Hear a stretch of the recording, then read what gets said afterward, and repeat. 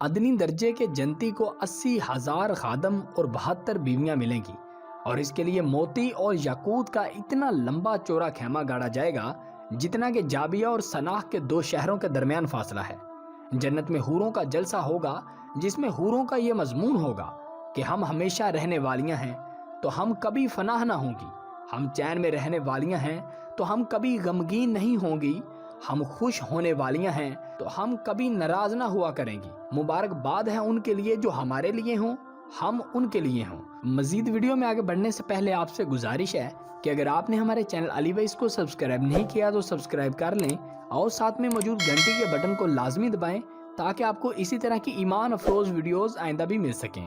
دوستو، جنت میں بازار کیسا ہوگا؟ ہر جمعہ کے دن جنت میں ایک بازار لگے گا کہ اس میں شمالی ہوا چلے گی جو جنتیوں کے چہروں اور کپڑوں پر لگے گی، تو ان کے حسن و جمال میں نکھار پیدا ہو کر وہ بہت خوبصورت ہو جائیں گے، اور جب وہ بازار سے پلٹ کر اپنے گھر جائیں گے تو ان کے گھر والے کہیں گے کہ تم تو خدا کی قسم حسن و جمال میں بہت بڑھ گئے ہو۔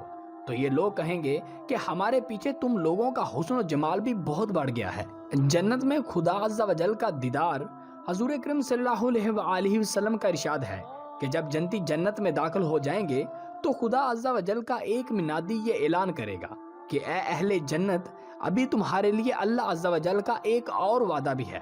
تو اہل جنت کہیں گے کہ اللہ عز و جل نے ہمارے چہروں کو روشن نہیں کر دیا؟ کہ اللہ عز و جل نے ہم کو جہنم سے نجات دے کر جنت میں نہیں داخل کر دیا؟ تو منادی جواب دے گا کہ کیوں نہیں۔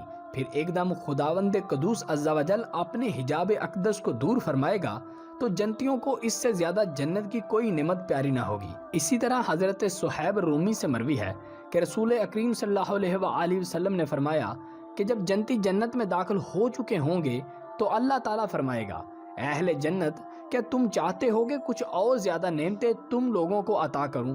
تو اہل جنت کہیں گے کہ خداوند عز و جل، کیا تو نے ہمارا منہ اجالا نہیں کر دیا؟ کیا تو نے ہمیں جنت میں داخل نہیں کر دیا اور جہنم سے نجات نہیں دی؟ اتنے میں حجاب اٹھ جائے گا اور لوگ دیدار الہی عز و جل کر لیں گے، تو اس سے زیادہ بھر کر انہیں جنت کی کوئی نعمت محبوب نہ ہوگی۔ اللہ ہمیں ان سب پر اخلاص کے ساتھ عمل کی توفیق عطا فرمائے، آمین۔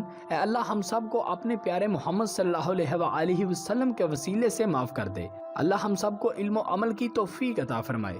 اچھی بات کو شیئر کرنا صدقہ جاریہ ہے، آپ کا ایک شیئر کسی کے لیے ہدایت کا سبب بن سکتا ہے، لہٰذا اس ویڈیو کو شیئر کرنے کے ساتھ ساتھ ہمارے چینل کو بھی سبسکرائب کر لیجئے گا تاکہ آپ کو آئندہ بھی ایسے ہی ایمان افروز واقعات ملتے رہیں۔